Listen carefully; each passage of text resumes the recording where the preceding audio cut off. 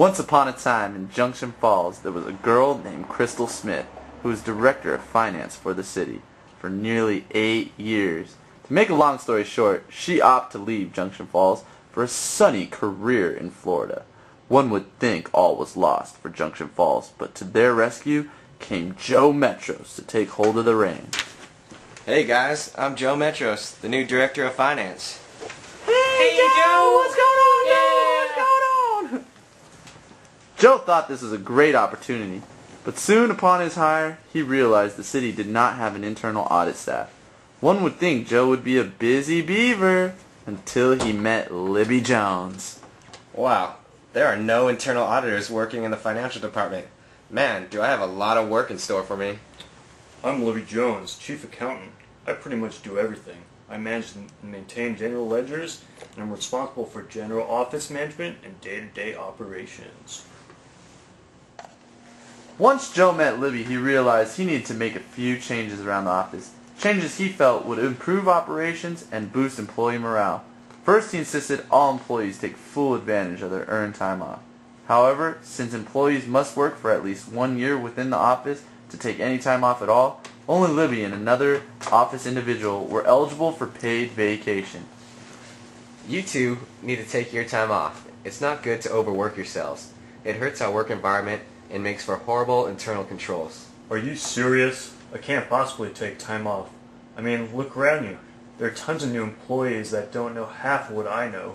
If I take time off, it will severely hurt our day-to-day operations. Libby, you have to take time off. It's really for the best. Sorry, Joe, but you're crazy. I need to make sure I get my work done, or the city is doomed. Well, can't we compromise somehow? I mean, if you don't take the time off, you will lose all the time you've earned. Fine, I'll take off 1 day at a time. That way my absence won't severely hurt our city. Joe has also created new controls within the accounts payable function. First, the 2 accounts payable clerks, Nora and Bob, check each other's documentation for accuracy at the close of each workday. Each Tuesday, Libby collects the invoices to be paid for that week and prepares the documentation so that checks can be drawn and mathematically signed in the nightly cycle.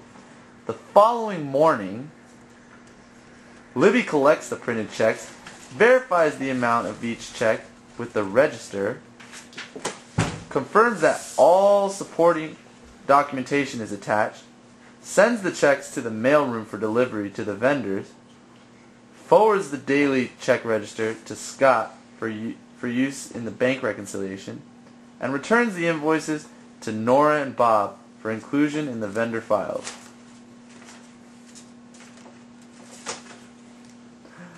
One day, Joe arrives at work and to his surprise notices that Libby's office door is locked. Oh my, I can't believe Libby isn't here today. Just then, a phone rings, and on the other end is Libby's husband. Hi, I'm Libby's husband. I'm so sorry to inform you that Libby was just in a car accident and she won't be able to make it to the office today. That's okay. I'll take a hold of her daily duties until she returns. I hope she gets well soon. Joe begins working on Libby's day-to-day duties by collecting the checks that were printed the previous night, along with their supporting documentation. After completing the necessary reconciliation, he hands over the paid invoices to Bob and Nora for filing. What? Is this some invoice made payable to Zenith Enterprise? I don't recall processing this invoice yesterday. How can this be? Hello, Accounting 421 students. I'm Joe Metros, and as you saw in the scenes earlier, I have problems with Junction Falls. A lot of problems, which I'm not even aware of. So to help me, I have Chief Auditing Executive Joshua Ng from Audit County. He's here to help me figure out exactly what's going on with my company. Now, Josh, am I hopeless? Is Junction Falls City doomed? We're currently working on your situation right now. We have auditors on the job. And just to let you know, we have to comply with the Statement of Auditing Standards number 99. Just to give you a quick breakdown on what we're doing and what we're doing to solve your situation. So we've been meeting together as auditors and brainstorming and gathering necessary information from your company, asking people questions, stuff like that. And we've been just using it to break down your internal controls, just seeing how effective they are, if they're effective at all. And we also we've taken many things that we thought were controversial or some concerns, and we'll be informing about those to you right now. And we're also going to document everything and provide it for your management and future issues. So James here is going to break down some risk factors he thought were a problem. That's right, Joe. We found a lot of risk factors, but the two that jumped at us most were the inadequate internal controls, mostly regarding segregation of duties and lack of vacation time to employees. There's one Libby Jones that works for you. She obviously has too many responsibilities within the company, and they really need to be segregated, especially her job functions of recording and documenting checks in the books as well as handling the checks.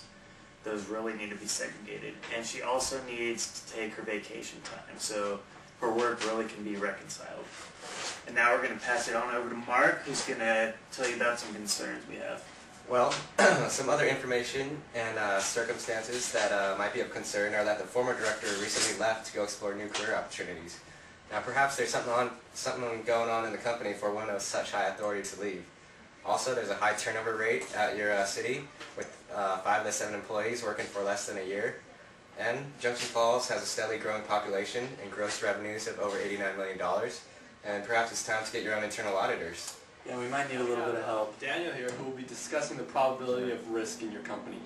Well, Joe, I think it's reasonably possible that some kind of fraud going on. Something that clued us in was the fact that Libby Jones refuses to take her vacations. Now, it could be because there's a lot of new employees, but it could also be she's trying to hide some fraud. And something else that clued us in was the fact that Nora Jones, the AP clerk, discovered a payment that she didn't remember processing. Now, Libby Jones' closeness to the AP process is something of concern. So now we'll send it over to Hamed to talk about some steps we're taking. Joe, these are the steps that we're taking.